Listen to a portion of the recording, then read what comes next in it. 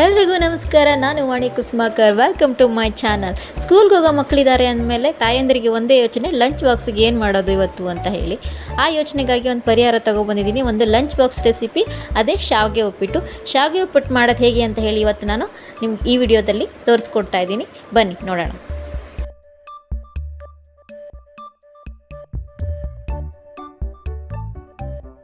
ನಾನಿಲ್ಲಿ ಒಂದು ಫ್ಯಾನನ್ನು ಬಿಸಿಗಿಟ್ಟು ಅದಕ್ಕೆ ಸ್ವಲ್ಪ ಎಣ್ಣೆನ ಹಾಕಿ, ಎಣ್ಣೆ ಬಿಸಿ ಆದ ನಂತರ 1 ಸ್ಪೂನಷ್ಟು ಸಾಸಿವೆ, 1 ಸ್ಪೂನಷ್ಟು ಜೀರಿಗೆ ಮತ್ತು 1 ಸ್ಪೂನಷ್ಟು ಕಡಲೆಬೇಳೆ, ಹಾಗೆ ಅರ್ಧ ಸ್ಪೂನಷ್ಟು ಉದ್ದಿನಬೇಳೆಯನ್ನು ಹಾಕಿ ಸಾಸಿವೆ ಸಿಡಿಯೋವರೆಗೆ ಫ್ರೈ ಮಾಡ್ಕೊತಾ ಇದ್ದೀನಿ. ಇದು ಫ್ರೈ ಆದ ನಂತರದಲ್ಲಿ ಚಿಕ್ಕದಾಗಿ ಹೆಚ್ಕೊಂಡಿರೋವಂಥ 1 ಈರುಳ್ಳಿ, ಆಮೇಲೆ ತುರ್ಕೊಂಡಿರೋ 1 ಕ್ಯಾರೆಟು, 4 ಹಸಿಮೆಣಸಿನ್ಕಾಯಿ ಮತ್ತು ಕರಿಬೇವಿನ ಸೊಪ್ಪನ್ನು ಚೆನ್ನಾಗಿ ಫ್ರೈ ಮಾಡ್ತಾ ಇದ್ದೀನಿ. ಇದು ಫ್ರೈ ಆದ ನಂತರದಲ್ಲಿ ನಾವು ಇದಕ್ಕೆ ಅರ್ಧ ಚಿಟಿಕೆಯಷ್ಟು ಅರಿಶಿನ ಪುಡಿಯನ್ನು ಸೇರಿಸಬೇಕು.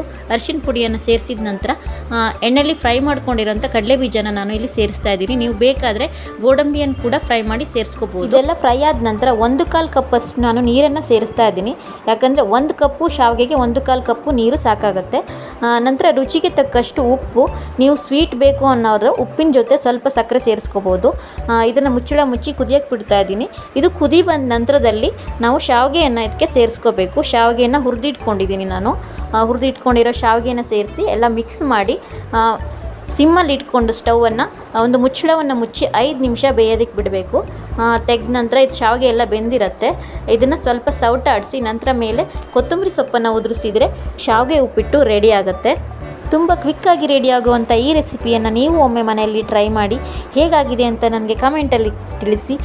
ಈ ವಿಡಿಯೋ ನಿಮಗೆ ಇಷ್ಟ ಆಗಿದರೆ ಲೈಕ್ ಮಾಡಿ, ಶೇರ್ ಮಾಡಿ, ಹಾಗೆ ಇನ್ನೂ ಸಬ್ಸ್ಕ್ರೈಬ್ ಆಗದೆ ಹಾಗೆ ನೋಡ್ತಾ ಇದ್ದರೆ ನನ್ನ ಚಾನಲ್ಗೆ ಈಗಲೇ ಸಬ್ಸ್ಕ್ರೈಬ್ ಆಗಿ. Thank you for watching video. Thank you so much.